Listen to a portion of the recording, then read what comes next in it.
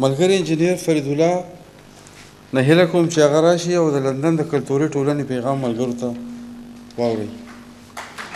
بسم الله الرحمن الرحیم. افغان ادبي جرګه لندن.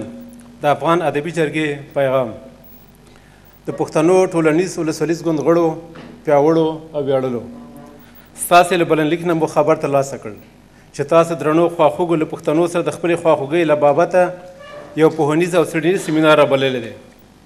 په لندن کې د افغان ادبي جرګې غړو په دې اړه یوه غونډه وکړه چې کوم یو استازي سیمینار کې د ګډون لپاره واستوي، خو له بده مرغه چې د ادبي جرګې غړو د بوختیا له کبله ونه شو کولی چې په دغه ګټور سیمینار کې برخه واخلي. خو د سیمینار له سرلیک او منځپانګې نه ښکاري چې د لر او بر پښتنو د ورپېښې غمیزې انځور پکې هرومرو کښل شوی دی. که موږ د افغانستان د تاریخ پاڼې واړوو، د هېواد د لرغوني تاریخ نه راواخه تر معاصر تاریخ پورې پښتنو نه یوازې په اوسني افغانستان کې د ویاړه ډکې کارنامې تیر کهول او اوسني نسل ته په میراث پرېښي دي، بلکې د پښتون ولس لاسته راوړنې او ویاړنې په ګاونډیو هېوادونو کې هم د پام وړ دي. د هند د نوې وچې لودي او سوري ډبرونه په ایران کې د هوتکیانو اتلولي او په مشهد او نشاپور کې ابدالي تورزن د بېلګې په توګه یادولی شو. ولې له بده مرغه چې اوس دغه ستر ولس ته په هېواد کې دننه د توکمیزو ناندریو پلویانو، د بهرنیو هېوادو لاسپوڅو، د سیمې او نړۍ یو شمېر هېوادونو راز ستونزې پیدا کړي دي. په لندن کې افغاني ادبي جرګه نه یوازې د هېوادپالو روښان اندو دغه پرتمینه ناسته چې د پښتنو د ټولنیز ولسوالیز ګوند په نوښت شوې ده ستایي، بلکې په دغه ټکو ټینګار کوي.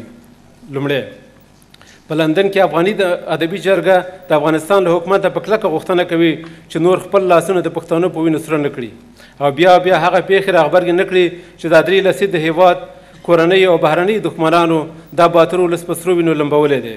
پرون د شورویانې تیرې او اوس د نړۍ ځواکونو ورغورځوونکو بمونو ته په کرکه ګورو.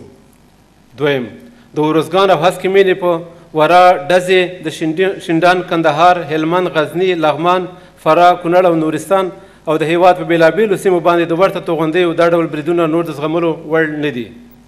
دریم، د سوات او پښتونخوا په بېوزله پښتنو د پاکستان د پوځ برید دا د واکمنو پنجابیانو کرغړې نه تودې بولو.